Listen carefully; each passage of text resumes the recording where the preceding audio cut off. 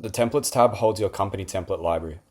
Templates built here can define the minimum standard for your company's QA and can be imported into any of your active projects and made project specific. This means you can build them once at the company level, then each project will import and tailor it to what it needs. Each template is revision controlled with date and timestamps. So each time a template is edited and published, a new revision will be created, keeping a full history. So I'm going to go ahead and create my first template by clicking plus new template, choosing the Visi type. In this case, I'm going to choose inspection. You can choose from a subcategory of Visi type from my custom Visi types, which will be covered in the next section. And I'm going to give it a template name, in this example, concrete pour. I'm going to hit create. So you have two main building blocks of your inspections. If I click plus add, you'll see we have the inspection itself and then tasks. You can think of the inspection as the framework of the ITP, and then you have tasks within the inspection which contain the action items for that ITP or inspection to be closed out. So you can actually have sub-inspections within your overall parent inspection. So this is a concrete pour. I'm going to create a sub-inspection for my pre-pour, and then another one for my post-pour. Within my pre-pour, I'm going to add a task here for my drawings. I'm going to add a description to be more specific. Verify current drawings being used on site. And then within Visibuild, we have numerous required fields. So short answers, checkboxes, attachments, multi-choice, date, number, geolocation, and document.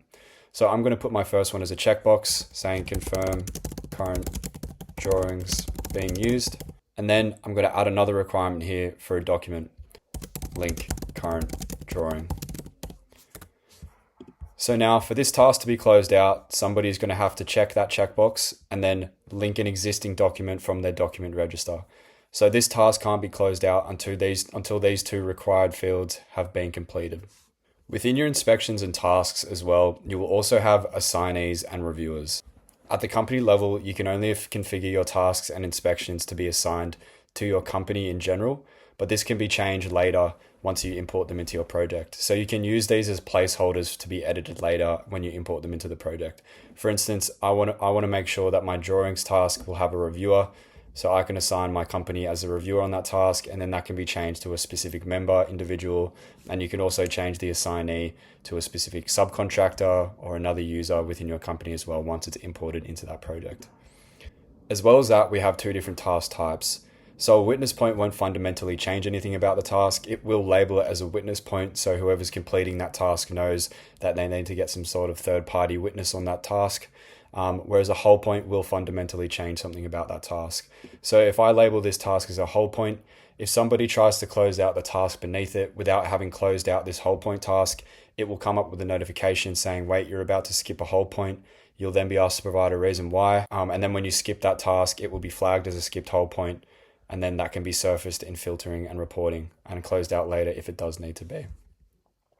So once you've built out your inspection and you're happy with everything, you'll just open up this sidebar on the right. You've already got the inspection type nominated. You'll just have to assign a system, quality, stage, structure, discipline, concrete. So these tags just categorize your templates, which allows you to filter and report from them at the project level. Once that's done, you'll need to publish your ITP to the first revision. And once it's published, it will be saved into your company library, and then you'll be able to import them into your projects.